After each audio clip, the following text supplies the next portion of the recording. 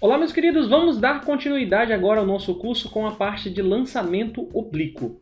O lançamento oblíquo é um assunto bem interessante, é uma situação também bem prática ao nosso cotidiano. Imagina um goleiro, por exemplo, batendo um tiro de meta. Nessa hora, quando ele chuta a bola descreve um arco de parábola. Esse é o nosso tal do lançamento oblíquo, beleza? Ou quando você, por exemplo, pega uma mangueira e vai aguar planta, na sua casa. Pelo menos na minha casa, a mangueira nunca chegava até todas as plantas. Então eu tinha que meter o dedão na ponta da mangueira, inclinar ela para fazer com que a água chegasse até o destino final, na planta lá longe. Então eu tinha que fazer todo um rearranjo ali com um ângulo certinho para fazer com que a água chegasse naquela posição, certo? Então o lançamento oblíquo consistiria basicamente nessa seguinte situação. Um objeto vai ser atirado com uma velocidade inicial V0, certo? Só que essa velocidade inicial ela é inclinada em relação à horizontal.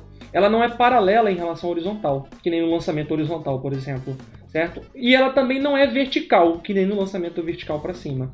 O lançamento oblíquo é um exemplo de composição de movimentos. Porque tu concorda comigo que essa bolinha que está aqui, ela tanto vai subir quanto andar para frente? Depois ela vai descer e andar para frente? Então ela sobe, anda para frente, desce e anda para frente. Então nós temos dois movimentos, um movimento vertical e um movimento na horizontal. Nós chamamos isso de composição de movimentos. E para facilitar as nossas contas e as nossas equações, o que nós fazemos aqui no lançamento oblíquo é o seguinte.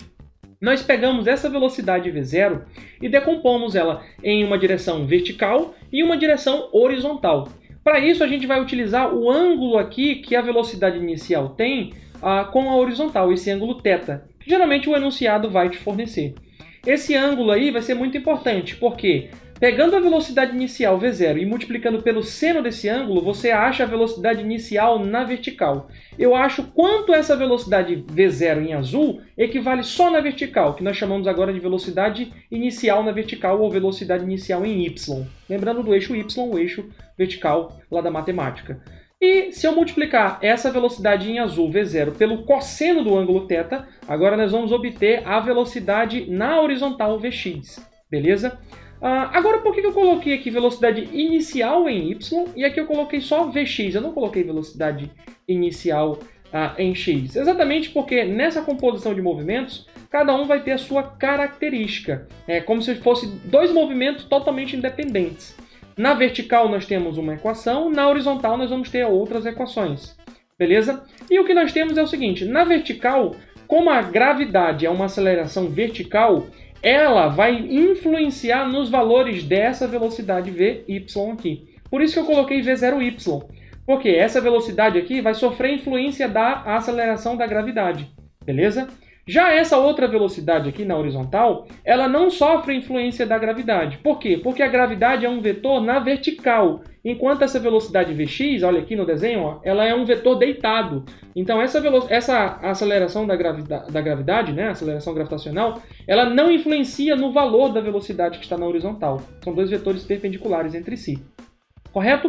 Então, essa velocidade vai sofrer influência da aceleração da gravidade e essa velocidade Vx não sofre influência da gravidade. Por isso que na vertical nós temos um movimento uniformemente variado. Ou seja, aqui nós temos as equações do movimento que nós vimos uniformemente variado lá no início do nosso curso.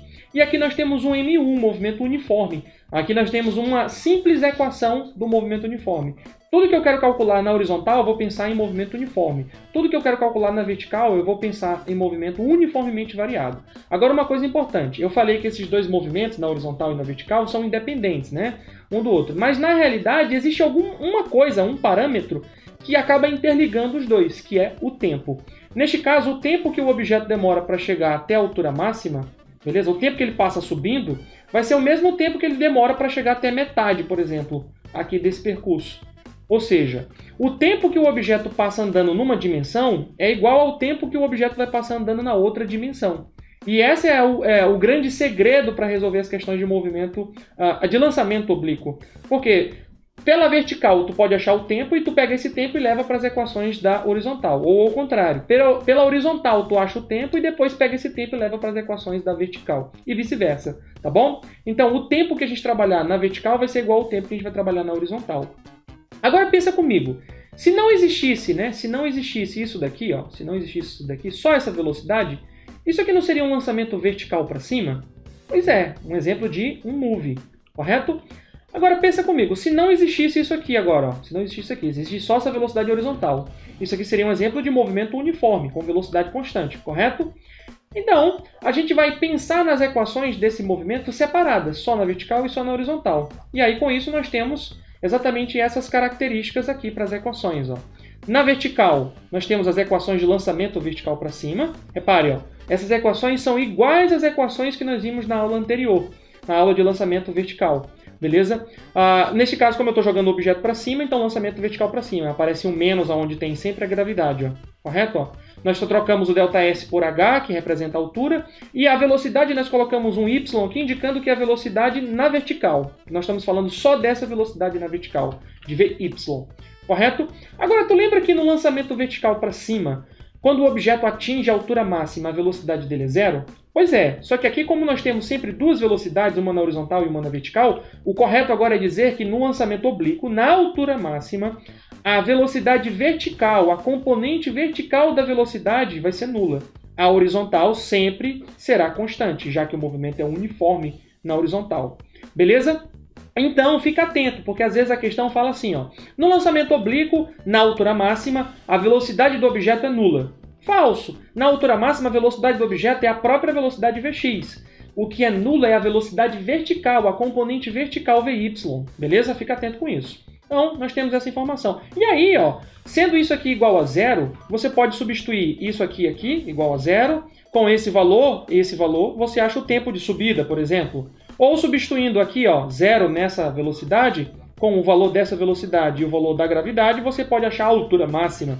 Então, todas aquelas características que nós vimos para lançamento vertical para cima são válidas para cá, pensando na parte vertical. O tempo de subida é igual ao tempo de descida para o mesmo ponto, né, de lançamento ou para a mesma linha horizontal. A velocidade vertical de subida é igual à velocidade vertical de descida para a mesma altura, né, para a mesma linha horizontal. Tudo que nós discutimos na aula de lançamento vertical para cima, com certeza vai servir para cá, nessa parte de lançamento oblíquo. Já na horizontal, nós temos um movimento com velocidade constante. Vx sempre tem o mesmo valor. Vx sempre vai ter a mesma intensidade, correto? Então, a única equação que nós temos para o movimento uniforme é essa daqui. Vx é ΔS sobre ΔT. Agora, repare, esse ΔS aqui é uma distância na horizontal, tá bom?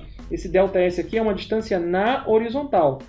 Não vai confundir ele com a distância na vertical. Na distância na vertical nós chamamos de H e a distância na horizontal nós estamos representando aqui por um ΔS. Mas o nome para isso que aparece nas questões, né, nos problemas de física, é alcance. O alcance é esse ΔS. O alcance é uma medida na horizontal. É o quanto na horizontal, por exemplo, o goleiro chutando a bola conseguiu atingir. É a distância máxima na horizontal.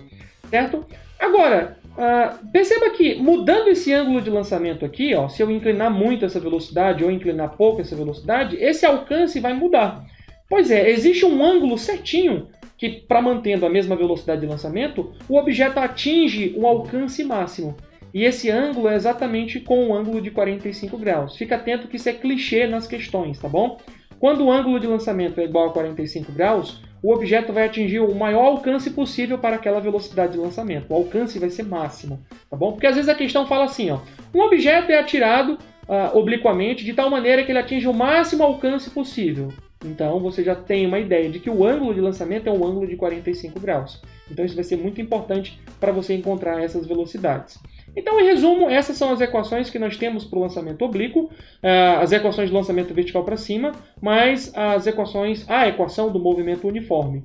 Para você encontrar essas velocidades aqui, ó, a velocidade vertical, você vai pegar a velocidade inicial de lançamento e multiplicar pelo seno do ângulo. E para achar a velocidade horizontal, essa velocidade que você vai colocar aqui, você vai pegar a velocidade inicial e multiplicar pelo cosseno. Só lembrar, para você levar para a vertical, você multiplica pelo seno, sem sono, beleza? Em pé. Para você levar essa velocidade V0 para a horizontal, achar Vx, você multiplica pelo cosseno com o sono deitado. E aí você encontra exatamente esse valor da velocidade Vx. E aí você pode substituir nessas expressões que nós temos aqui à direita.